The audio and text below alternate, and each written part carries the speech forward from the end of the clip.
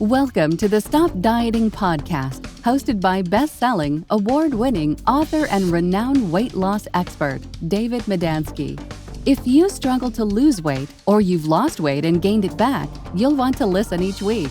Each week, you will learn tips for healthy weight loss without going on a diet, without having to follow an exercise program, without counting calories, or having to purchase special meals or products. The Stop Dieting podcast is more than just about healthy and sustainable weight loss. You will also learn how you can have more energy, feel better, get rid of brain fog, and improve your overall health. Stay tuned for another informative and insightful episode. And if you like what you hear, be sure to subscribe and share this with your friends. Hi, this is David Medansky, host of Stop Dieting Podcast. Today we have a very special guest, Lauren Nelson. Lauren is a naturopathic doctor, and she joins us, and she's actually very close to where I live in the Phoenix area. She's in Scottsdale, so we're almost neighbors. Welcome, Lauren. Thank you. Thank you so much for having me. Tell the audience a little bit about your background and how you help people. Yeah, so really, like many of the people in my field, I came to this profession from personal reasons. I spent most of my teenage years and 20s in bed. I couldn't get better. I went to every doctor, naturopath, acupuncturist, you name it, and I couldn't find answers. And so I became an expert I started, learning and diving into research and trying to figure out what was wrong with me. So I ended up going back to school. In the meantime, my mom was actually diagnosed with stage 4 breast cancer. And I said, okay, enough is enough. We've got to figure this out. And oh, by the way, I'm going to get credentialed so I can help others too. And so after years of suffering, I was able to dive into blood work and go, wow, this actually has been screaming at me all along. And just, we're not trained or educated to learn the functional blood work panels and look at it a little bit differently, even though, 50 years ago, what I was experiencing actually would have been flagged. So a lot of trial and error. The medical profession missed the blood work panel, the diagnosis in there? So it's interesting. The reference ranges now on blood work have grown greatly. So take the white blood cell count, for example. Back 50 years ago, the reference range was from 5 to 8. Back in 2005, the reference range went from 5 to 10. Now the reference range on the white blood cell count is 3 to 11. So if you go and if you had went to the doctor 50 years ago and your marker came up at 3.1, they would have been like, wow, how are you even getting out of bed? But now, due to statistics, our reference ranges have gotten so big because of the chronic illness epidemic that has happened over our years. And so the reference ranges are now so wide that you might be dealing with a chronic illness and it's not getting flagged by a regular doctor because when they're looking at the paper, they're going, oh, yeah, you're healthy, you're normal. And you're like, I feel far from normal. Wow. I had the opposite experience. When I was in my 20s and 30s, I was fit and trim and healthy. Mm-hmm. And then, like most people, life gets in the way. And before I realized it, the weight crept up on me. And in July of 2016, at age 61, the doctor told me, hey, based on your lab results and being overweight, actually I was fat, you got a 95% chance for a fatal heart attack. So you got two options. You can lose weight or find a new doctor because you're not dying on my watch. And he strongly encouraged me to find a new doctor because he'd been after me for 8 years to lose weight. And like most people, I procrastinated. After the holidays, on Monday, after this event or that event. So I never got around to it until it was like the light bulb went off and said, oh, better get, doing something. So lucky to have a doctor that you had. So many times they'll just go, oh yeah, you're good. They get 8 minutes. It's no fault to the doctor. They've got to see X amount of patients and, they've got less than 10 minutes to look at you, diagnose you and move on. And it's not enough time. There's so much that goes into us as human beings. Exactly. And now I'm having the opposite problem because he has a PA, and there's two of them. One is like, hey, you're in great shape, doing great. I hiked Kilimanjaro this June at age 67. She's like, go have a great time. The other PA comes in and says, no, you're not going anywhere based on your age and this, you shouldn't be doing it. And I said, what? And so she goes, by the way, are you on this drug, and that drug? And I said, no, why? And she goes, well, you're over 60, so you need to be on. I said, well, I don't understand. She goes, well, it's recommended if you're over age 60, you need to be on these drugs. And I said, no, I don't need them. So the medical profession, I'm a little leery of, because you get some doctors that will take time with you. And you have some doctors, like you said, they have such a short amount of time. It's just take this pill and you'll be good to go. And they don't look at the person as an individual. Exactly. And, there's so much that goes into us, and they have, 1 hour of nutritional training. And so it's like, I can't blame them, but yeah, it really is luck of the draw of who you find. And unfortunately, in my experience, I didn't find them. So what did they finally figure out was your issue? So I actually started diving into the research, and I am like, okay, let's pull out the blood work that I've had a million times, and let's just go over the CBC with differentials. It's what everybody gets. When you go to the doctor and they go, oh, let's send you in for some blood work. Can you explain to the audience what CBC is in case they don't understand it? Yes. So it's basically taking your white blood cell count, your red blood cell count, everything that goes into basically your cell, and looking at to make sure that everything's healthy. So for example, when I was talking about the white blood cell count, if you're back in the day, if you were in range between 5 to 8, you'd be looking pretty good. And so anything outside of that range would show inflammation and infection. So for example, for me, my range was always around 3.5, and I was told I was healthy, but in fact, 3.5 is showing that you have an infection going on, an underlying infection. It's not always 100%. You can kind of get, and we can go through a couple of the other markers that are in the CBC with differentials, but a white blood cell count is one of those easy ones that you can look at quickly and go, okay, am I out of the range of 5 to 8? Then I'm starting to think that there might be an infection going on.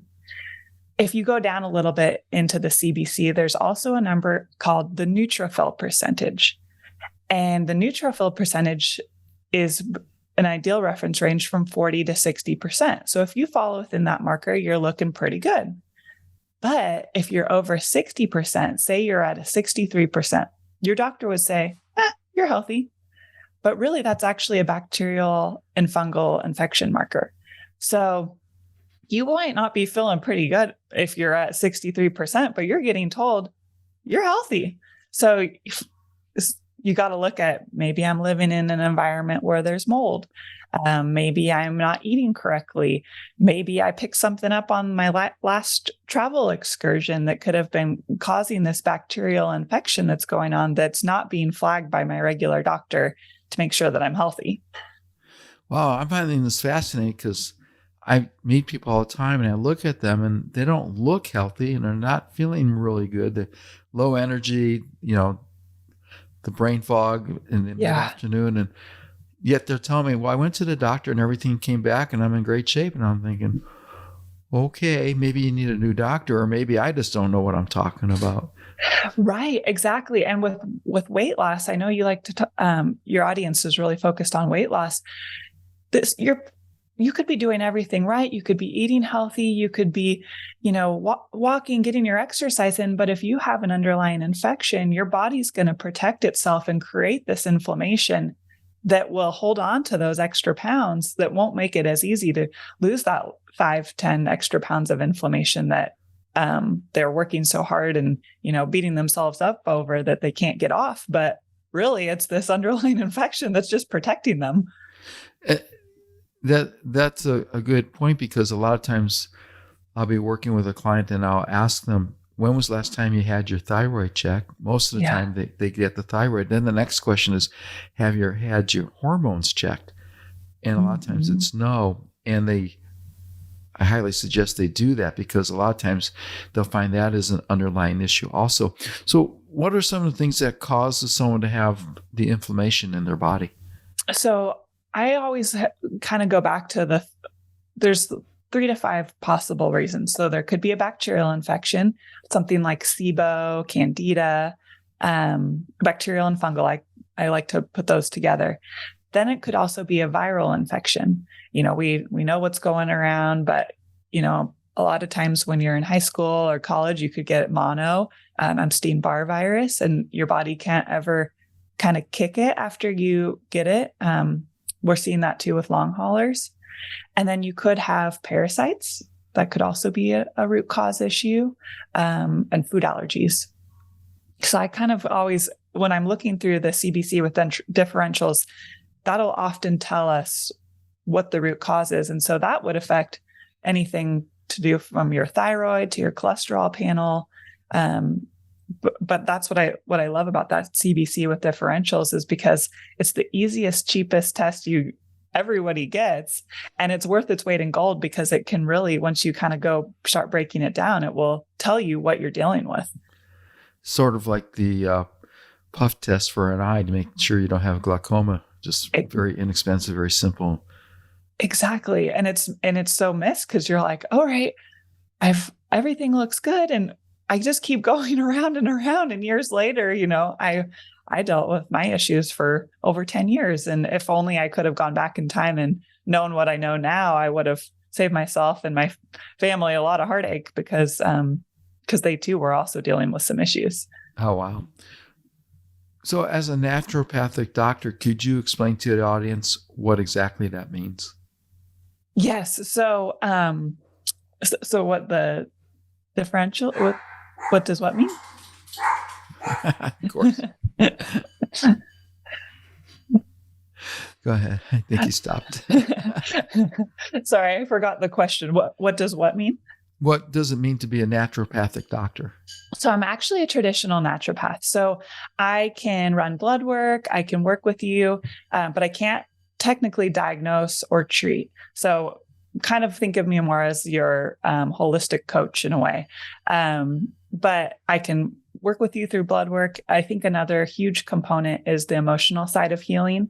And so I'm a mind, body, spirit release practitioner as well, which basically goes in, we're mind, body, and spirit. And so if you only concentrate on one aspect, if you only look at the blood work, you could be also missing a huge emotional component as well. So, for example, if somebody got Epstein-Barr virus at the same time they were going through a really traumatic experience in their life, like a divorce or a job loss or you name it, whatever they're experiencing, they'd be more likely to probably have issues than if somebody that was mentally and emotionally not going through an experience. So with mind, body, spirit release, I also can go in and muscle test anybody that's having subconscious emotions that could be blocked. We go on and experience our life, and we can go see counselors and talk about our issues, but sometimes you just want to clear them and let them go away. And so that's why I dove into the mind, body, spirit release as well. So I can go, okay, there's multiple components to our beings. And if we can focus on making sure we're clearing these emotions as well, while we're also tackling those viral or fungal bacterial components, that'll put us on the course to make sure that we're healthy, happy humans. That's the key. A lot of times we don't even know what our underlying emotional or psychological issues are, because they're buried so deep, or we've been dealing with them so long. It's just kind of a natural routine that's there.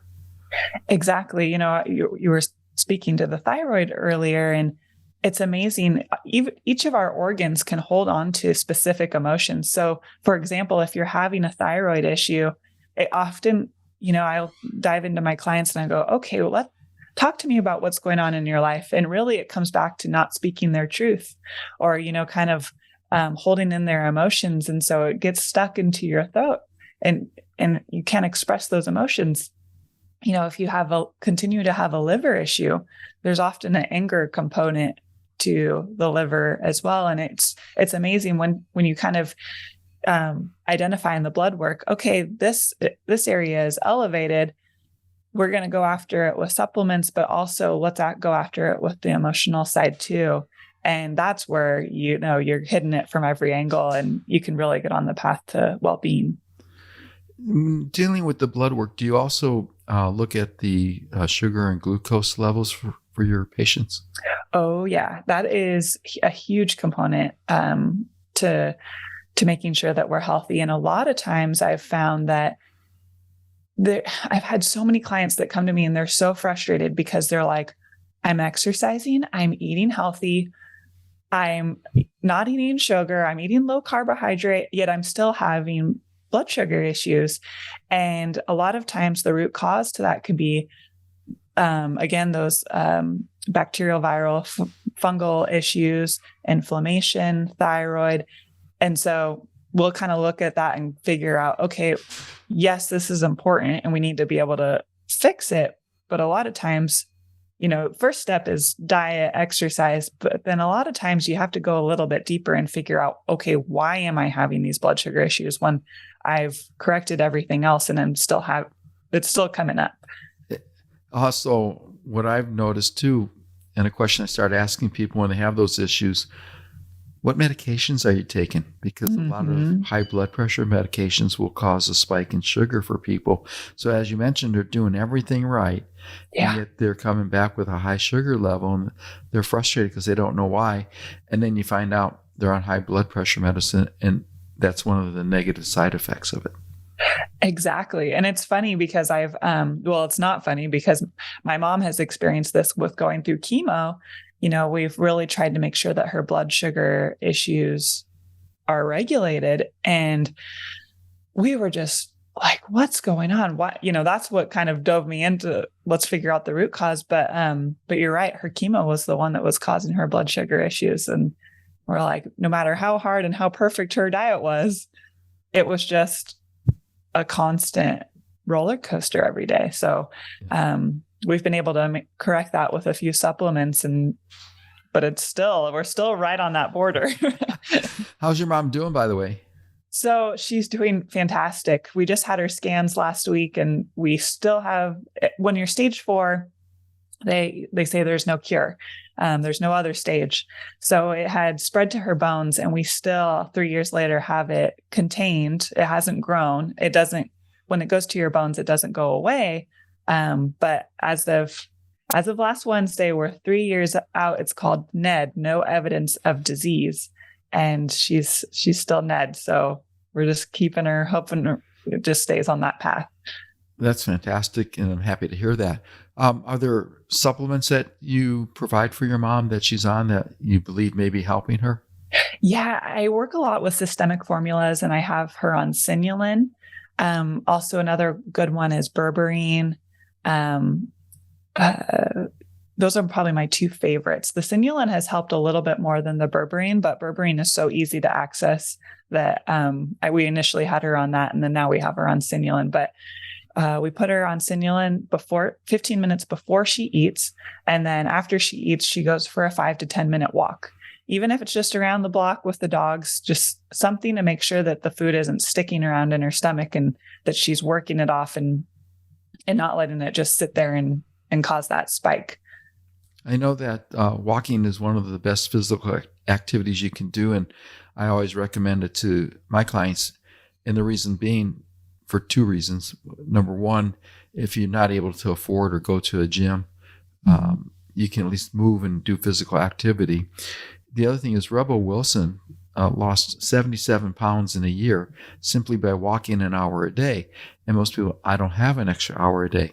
However, Mindy Kalis, another actress, lost weight. And what she was doing is when she had a 10 or 15 minute break, instead of being on social media or texting her friends, she would go for a 10 or 15 minute walk 4 or 5 times a day. Well, if you do that throughout the day, then you're getting 40, 50, 60 minutes in. So that's a way to get an hour of activity without,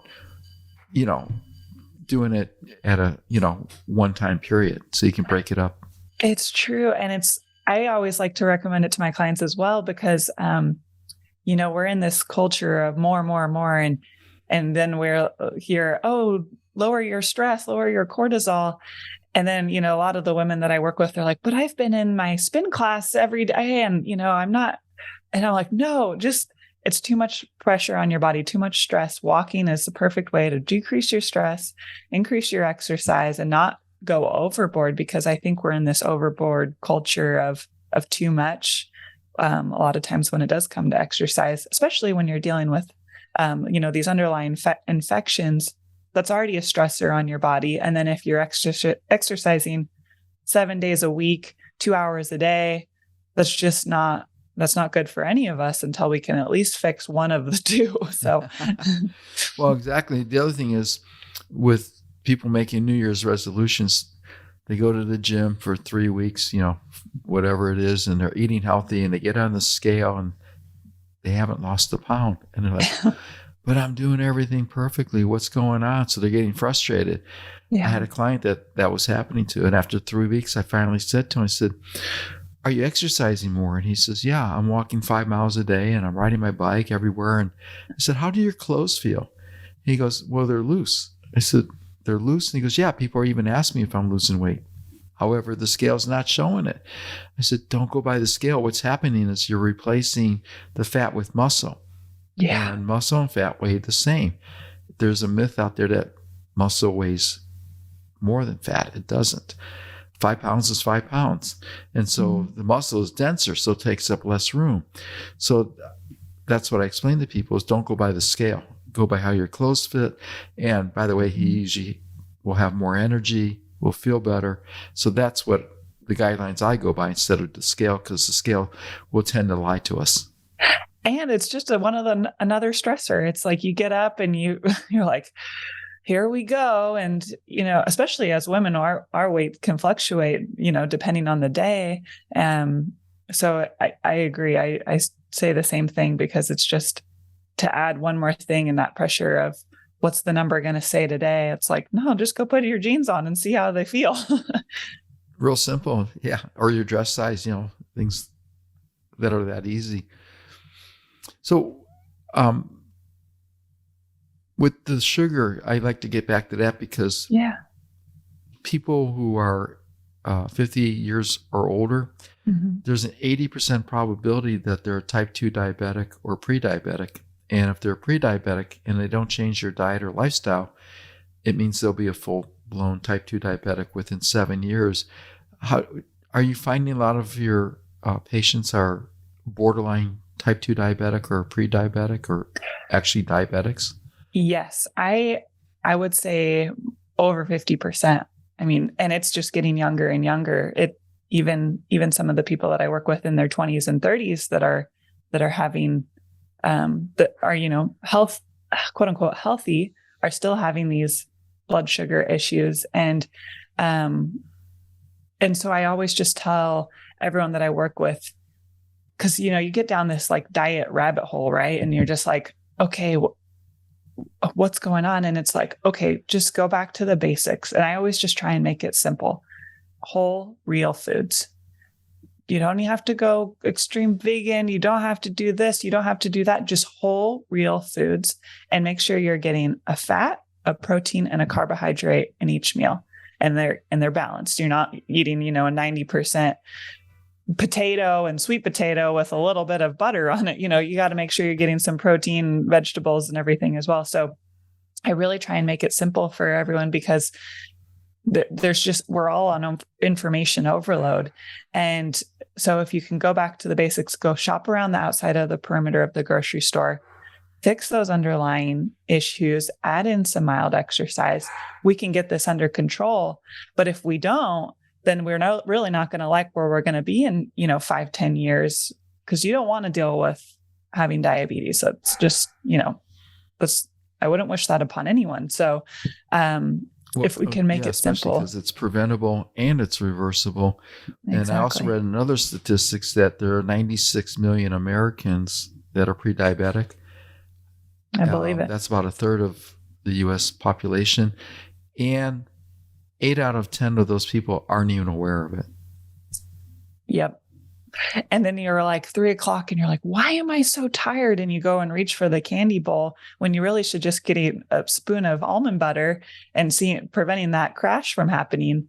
But we just want that quick fix of let me grab some caffeine and some like a little bit of sugar to get me to dinner time. And really that's just only making things worse.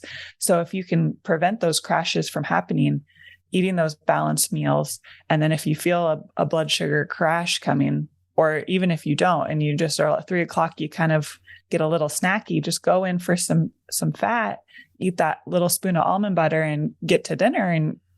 And that alone can help prevent some issues. Yeah. Or a lot of times what I'll tell people is count out 10 almonds that are unsalted Perfect. and raw. And they're like, well, why 10? Well, because it's about 100 calories for 10 almonds. And if you grab a handful, you're not sure how many you're eating. And you tend to gulp them in and eat them a lot faster. So I said, take out 10, count them, make it a game.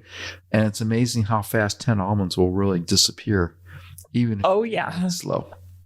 Especially if you have your phone right by you and, you're scrolling social media, eating the almonds. It's like, no, put everything down, take a breath, eat your almonds, and then go back to whatever you were doing. Yeah. I also recommend if they like apples to have an apple. Yeah, it's perfect. Because a Hershey bar is about 125 calories. No nutritional value, and it'll spike your sugar. The other thing is an apple has about 100 calories, lots of phytonutrients and other nutritional value. The difference being it takes your body about 25 calories to digest it. So it's a net of 75 calories, where the Hershey bar takes 0 calories for your body to process and digest it. Mm-hmm. Getting that fiber and that colorful vegetable, that will always be a better option. Do you have one preference over another for any types of dietary eating habits? I hate the word diet. I do too. Yeah. The average person will attempt 126 different diets during their lifetime. And what I found, and I'm sure you have too, is diets tend to be very temporary, extreme, hard to stick with, and a lot of them are potentially dangerous to us, and we don't realize it. So I advocate lifestyle. However, when I talk about diet, I like to talk about the food that we eat, which is different than being on a diet. So is there a particular, diet that you advocate for your patients? That's a good question, because I agree. There's a lot of times by the time people find me, they have tried every diet and it's not working. And I totally can relate. I've been there when I was trying to deal with my issues. A lot of the people that find me are autoimmune people. And so I like to put them on an anti-inflammatory diet, like a paleo type diet. But I think when people hear the word paleo, they think all meat. And it's like, no, I want you to focus on vegetables, fats, a little bit of carbohydrates, and a little bit of high quality meat.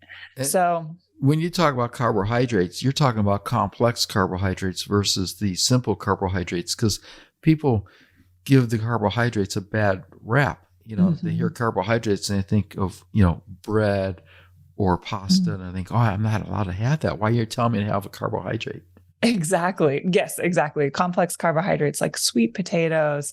I always like carrots because you can get, the beta carotene and the vegetable, and then you're also getting a carbohydrate, so it feels filling. So complex carbohydrates, but I really, like to keep that on the minimum side. So we are preventing those blood sugar crashes like we were talking about earlier. But I try and also push my clients to trying something new in the vegetable section every week when they go to the grocery store, because we so often can go in and, pick up our broccoli, pick up our onion, and we get used to eating the same things. So if I try and challenge them to try something new every week and figure out how to cook it, and, because we really want to make sure that the microbiome is getting different types of foods to make sure that we're keep staying healthy and fighting off any bad bacteria that we might come into contact with. So, try an okra or whatever it might be. The celeriac root vegetable is really good for soups in the fall. And so I try and challenge my clients with different types of specifically vegetables to try every week to keep that microbiome healthy. That's great. And the other thing is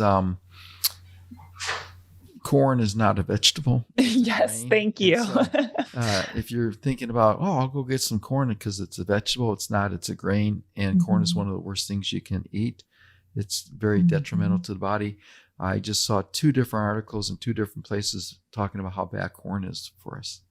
It's so hard because, we're becoming educated on the effects of gluten in our bodies. And so we automatically go to corn, from a flour tortilla to a corn tortilla. And when in reality, with how our food source is right now, corn is not the best option either. So it's like, all right, put it on some vegetables.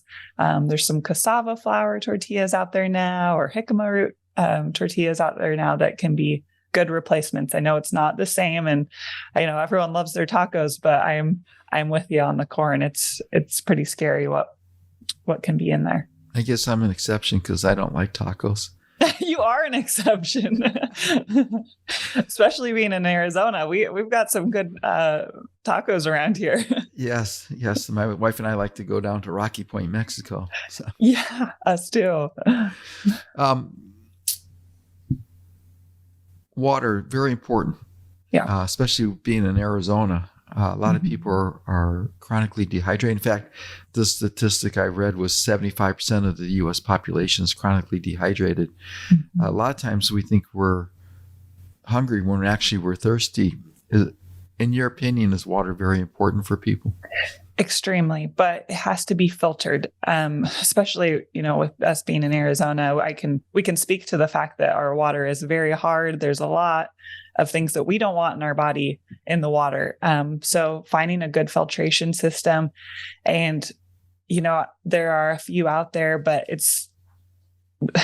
I think for me, I'm still researching that. I have a Berkey, and I just don't feel like it's enough for me right now, especially when I go back from Oregon to Arizona, and I can taste the difference when I get back. So finding a high quality water filtration system. And I think there's a way you can look and see what is in your water. And then I think there's a website out there that will tell you what a good filtration system is for your area. But, whether it's reverse osmosis, distilled, Berkey filtered, you just got to make sure that you're getting at least some type of filtration system, and your refrigerator is not enough either. So no, in fact, that may be one of the worst water you can drink is from the refrigerator. Yeah. What I advocate for people is either distilled water or high quality spring water. And no, Desante and Aquafina are not spring water. Those are made by Coca-Cola and Pepsi-Cola. It's just filtered water. And sometimes it's not even filtered, just right out of the tap. So what I use is 6-stage ice spring. Oh, nice. Reverse Okay. osmosis. And that works really well. I was drinking distilled water for over 35 years.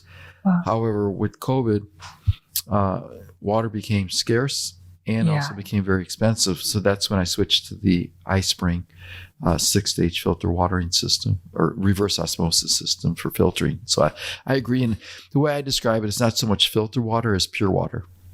Yeah, that's perfect. And, if you're drinking this tap water, and I don't know if you've ever looked, and you'll look at your fingers and you can see they're a little bit wriggly, not to the point where you've been in a hot tub, but you'll kind of notice that they're just a little raisin-like, and you can know that you're not absorbing the water that you're drinking in those situations. Yeah, I usually advocate people to avoid tap water at all costs, no matter where they live. I was reading that every state, they tested the water, and every municipality had some type of contamination in it. And most of it was the chemical that was in the movie Aaron Brockovich. They lost the, PG, and he lost the lawsuit. And they're finding that it's everywhere. And what I'm reading about with the water is that in low dosage, they say it's acceptable. However, my neighbor may have 2 glasses of water a day and think he's fine. He's not getting the effect of it. When I'm drinking 8 to 10, 20 ounce glasses of water a day, then I get more of the chemical, and therefore I'm getting more of the negative consequences and side effects. So that's why it's so important to make sure that the water is filtered, as you mentioned, or at least, pure water. Exactly. Yeah. We are we are the air we breathe and the water we drink. And I agree. And really that should be even before food, I think, is the looking at the water. And as a naturopathic doctor, can you explain how you help your patients and part of the process of treatment? Yeah. So I work with everyone remotely. And so usually by the time they find me, they already have their blood work. So I, very rarely have to send them out to get some blood work. But so they'll send it to me. I go through it, and then I'll meet with them and we'll put them on a plan to help you. We'll first look at that underlying infection. We'll look at that CBC with differentials, and then we'll look at what they're eating, what they're drinking, and then also looking at the mind, body, spirit release to make sure that there isn't something emotionally that could be holding them back from releasing that viral or bacterial infection. So it's usually about a 6 month to a year process. And I like to, I don't want to have to treat someone forever. I hope that my goal is to, get them in, let's work real hard for the next year, and then let's send you on your way, and I can touch base with you in the future. But I'm not one of those people that just wants to have a patient for life, because it's just, it's expensive and it's not necessary. I find 6 months is about the right for a minimum. And people are like, why 6 months? And I usually tell them, it takes 66 days to create a new habit on average. And you got different parts of the year that you need to get through, especially with holidays coming up. Yeah. You have Halloween, Thanksgiving, Christmas, New Year's, Easter, and then 4th of July picnics. So you have to learn those new lifestyle and create those new habits, and it takes time. Mm-hmm. Most of us didn't put our weight on overnight. We're not going to lose it overnight. The problem I find today is the national brands who advertise lose 10, 15, 20, 30 pounds guaranteed your first month. It's doable. However, it's not healthy, nor is it sustainable. Yeah. And that's why most people attempt 126 different diets during their lifetime, because once you're done with the diet, you've reached your goal, people revert back to their old eating habits and regain the weight. And as you know, 90% of people who lose weight on a diet regain it within a year. Some gain even more. Yeah. And you have to be able to go through those holidays where there might be an emotional trigger and learn how to, what you need to do as the new you to get through those. And so I completely agree. There's got to be a few months of working with you before we can send you on your merry way. But that's the goal, is to send you on your merry way. And how can people in the audience reach out to you and find you? Yeah. So my website is medellahealing.com. That's MEDELLA healing.com. And you can contact me. I've got my email on my website, or you can find me on Instagram at Medella Healing as well. That's terrific. I always like to ask guests if there was a book that influenced them, or one of their favorite books that they recommend. Yes. The Spiritual Root Cause of Disease is one of my favorite books.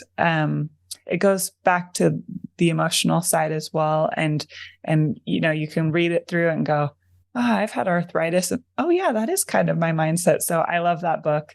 And I would suggest it for anyone. What was the title again? It's called The Spiritual Root Cause of Disease. And do you know the author? I cannot, it's in the other room, but I can't remember the author. Okay. Well, that's good to know. And other than yourself having to go on your journey to figure out what was going on with your own issues, is there another person that may have influenced you? I think there's so many people that I have learned from over the years. I first started following Dave Asprey, and it got me into the biohacking world. And then, and then I kind of dove down into that. And then I realized that, there has to be also a spiritual component as well. And so that's when, the spiritual root cause of disease was where that hit. So I think it's just a combination of everyone, but also Dr. Jess. I found Dr. Jess, and she was really helpful with that. She has a theory called kill, bind, sweat, making sure that you're moving your body after you're killing off these root causes. So, you have to kind of tackle it from every angle. There isn't just one component that works. We're an onion, and you got to peel back the layers, and the more layers you peel, the kind of more you learn. So, so there's a lot of people that have been able to help me along the way. That's great. Talking about habits and why we do certain things a certain way, it reminds me of the pot roast story, which you probably are familiar with. I think so. And just for the audience, basically what it is young woman is hosting a dinner party, and one of her guests says, "Oh, this is delicious," because it was a pot roast. And she asked if she can get the recipe. And the host says, "Of course." So the host writes it down for her, and the guest reads it over and says, "Why do you cut the ends of the pot roast off before you cook it?" And the host says, "I don't know. That's how my mom taught me." So the next day, the host is curious. She calls her mom and says, "Mom, why do we cut the pot roast, the ends of the pot roast off before we cook it?" And her mom says, "I don't know. It's how your grandmother taught me." So young woman calls the grandmother and says, "Grandma, why do we cut the ends of the pot roast off before we cook it?" And grandmother thinks for a minute. She says, "Oh, because when I was first married, the pot I had was too small, so I had to cut the ends of the pot roast off." So a lot of times we eat a certain way or a certain thing without questioning why we're doing it, because that's how we were taught. And I guess that's where you get into exploring those underlying issues and delving into, why are you eating this or eating a certain way? Exactly. And it is true. We think we have our mama's nose and our grandma's nose, but there's also other things other than these physical features that we take along, as our generations grow. So questioning it has become my job in the family. Well, that's terrific. Again, how can they reach out to you again? Yes. So my website, medellahealing.com, MEDELLA healing.com. Terrific. Thank you so much, Lauren, for being a guest today. It was very informative and insightful, and I appreciate you taking the time. Thank you so much. I really appreciate it. I've enjoyed it. Thanks for listening to the Stop Dieting podcast. Remember to like and subscribe so you won't miss a single episode to get more healthy eating and lifestyle tips. Motivate and inspire others to be healthy by sharing with your friends.